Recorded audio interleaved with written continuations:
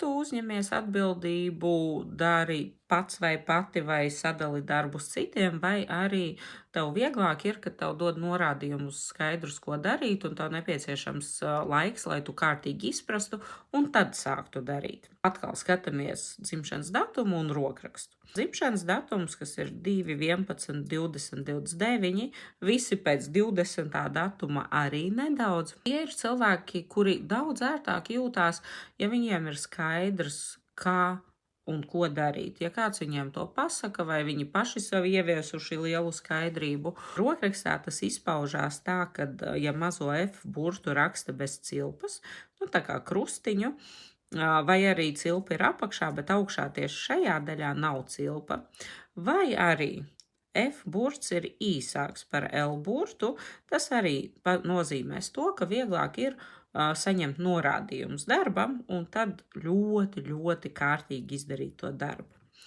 Savukārt, dzimušie cilvēki 8., 17., 26. datumā, tie ir cilvēki, kuri ļoti labi spēj saorganizēt, saplānot darbu, sadalīt darbu uzdevumus citiem, ja vien viņi spēj uzticēties citiem, viņiem ir liela problēma neuzticēties, bet ja viņi to spēj, tad attiecīgi darbi visi būs ļoti ātri izdarīti, kamēr šie vēl domās.